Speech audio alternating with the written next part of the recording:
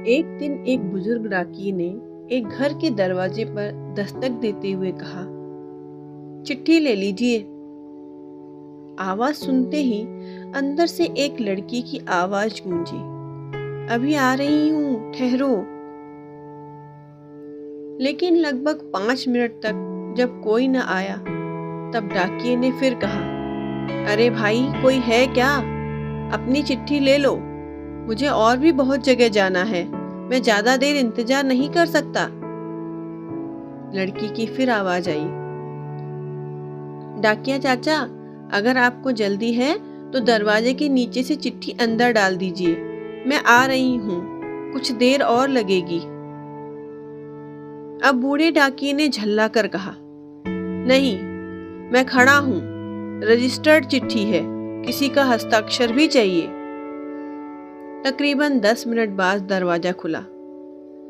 डाकिया इस देरी के लिए खूब झल्लाया हुआ तो था ही, अब वह उस लड़की पर चिल्लाने ही वाला था, लेकिन दरवाजा खुलते ही वह चौंक गया और उसकी आंखें खुली की खुली रह गईं। उसका सारा गुस्सा पल भर में फुर्र हो गया।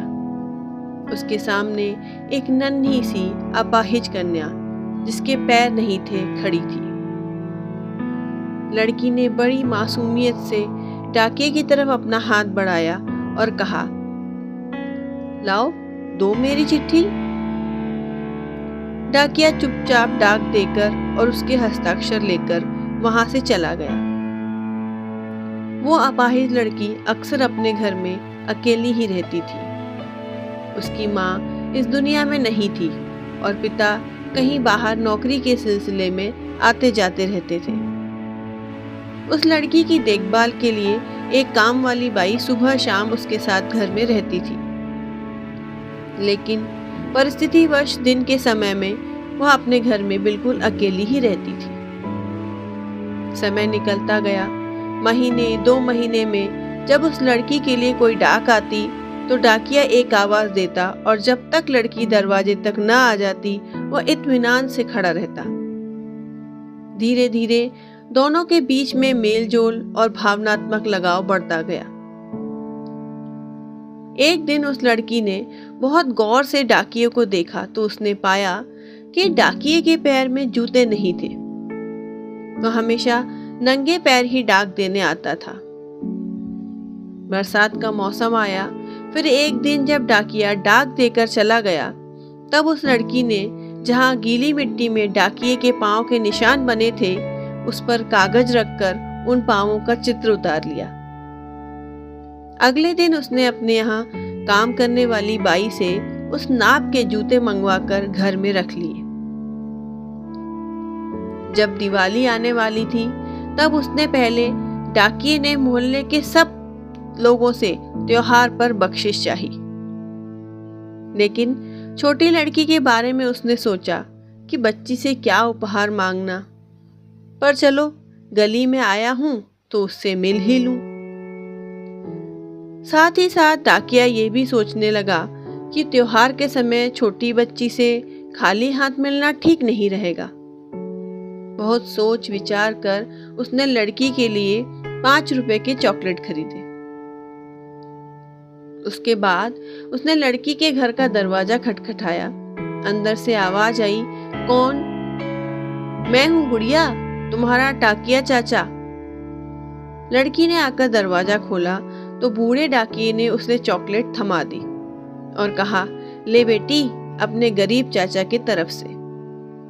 लड़की बहुत खुश हुई और उसने कुछ देर डाकिये को वहीं इंतजार करने के लिए कहा। उसके बाद उसने अपने घर के एक कमरे से एक बड़ा सा डब्बा लाया और उस डाकिये के हाथ में देते हुए कहा, चाचा, मेरी तरफ से दिवाली पर आपको यह भेंट है। डब्बा देखकर डाकिया बहुत आश्चर्य में पड़ गया। उसे समझ में नहीं आ रहा था कि वह क्या कहे। कुछ देर सोचकर उसने कहा, तुम तो मेरे लिए बेटी के समान हो, तुमसे मैं कोई उपहार कैसे ले लूं बेटिया रानी? लड़की ने उससे आग्रह किया, चाचा, मेरी इस गिफ्ट के लिए मना मत करना, नहीं तो मैं उदास हो जाऊंगी।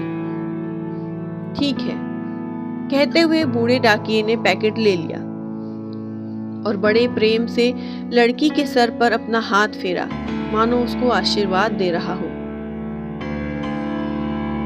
बालिका ने कहा, चाचा, इस पैकेट को अपने घर ले जाकर खोलना। घर जाकर जब उस डाकिये ने पैकेट खोला तो वह आश्चर्यचकित रह गया, क्योंकि उसमें एक जोड़ी जूते थे। उसकी आंखें डबडबा गईं। डाकिये को यकीन नहीं हो रहा था कि एक छोटी सी लड़की उसके लिए इतना फिक्रमंद हो सकती है। अगले दिन डाकिया अपने डाकघर पहुंचा और उसने पोस्टमास्टर से फरियाद की कि उसका तबादला फौरन दूसरे इलाके में कर दिया जाए।